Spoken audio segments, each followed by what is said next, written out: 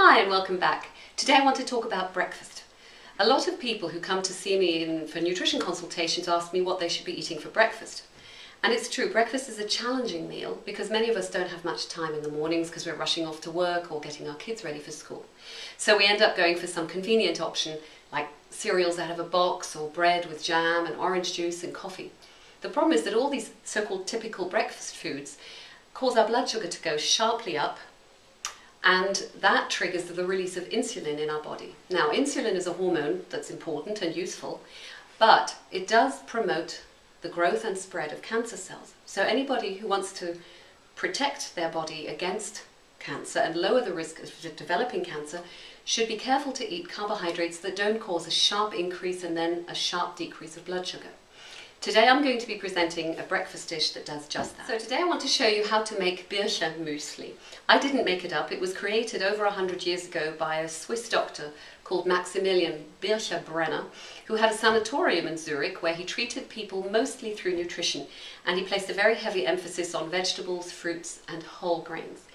He made his patients eat Bircher Muesli for every meal. I'm only suggesting that you have it once a day, and not even every day, although you can do if you really like it, because there are lots of different ways that you can vary it, as I'll show you. Let's take a quick look at the ingredients. First of all, there's oats, which have many beneficial functions in the body. First of all, they have a low glycemic index rating, which means that they convert very slowly into blood sugar and will give you sustained energy. They also help lower cholesterol, and they support your immune system, which is a great thing at this time of year as we're going into winter. Second, there's plain yogurt. I use sheep's milk yogurt, ewe's milk yogurt. If you can't get hold of that, goat's milk yogurt is fine. Even plain cow's milk yogurt is okay if you're not allergic to cow's milk, or soya yogurt if you are. Then a little bit of lemon juice, some acacia honey, cinnamon, some goji berries if you like, or if you don't have those you can use raisins or any other dried fruits. Dried figs, for instance, are nice too.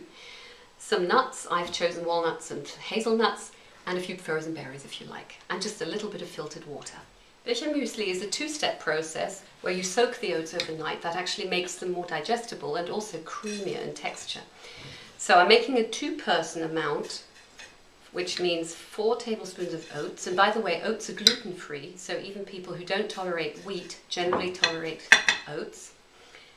So 4 tablespoons of oats, 2 tablespoons of freshly squeezed lemon juice, and then 6 tablespoons of filtered water or mineral water.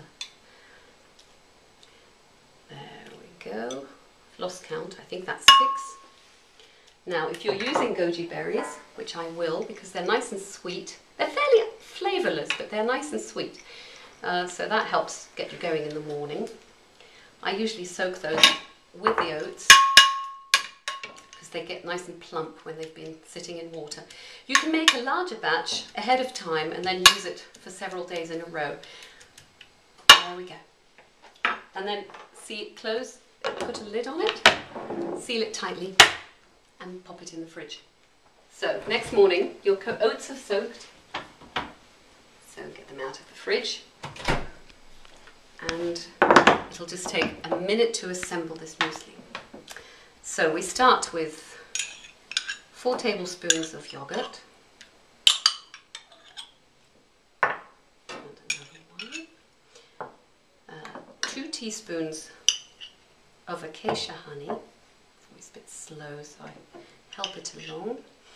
Acacia honey, it has quite a sweetening power, but doesn't cause blood sugar levels to rise sharply, so it's quite a useful one to use in cooking, albeit in moderate amounts. Now, we stir this a little, so you see it becomes nice and creamy. Looks a bit like porridge, oatmeal. And then we grate an apple. I'm using an apple with the peel on because it's organic. Ideally, try to get organic apples because apples are often quite heavily treated with pesticides. If you can't get hold of organic apples, it's best to peel them. But the problem is, or the sad thing is, that the peel contains all the nutrients, so it'd be a shame to lose that. So with a box grater, just coarsely grate the apple into your bowl it. So you see you've actually got more apple and yogurt here than actual oats. And that's what makes it so filling. The yogurt is also a fantastic source of probiotics, of healthy gut bacteria, which are very important for a strong immune system. Now, we mix this a little to make sure it's all evenly combined.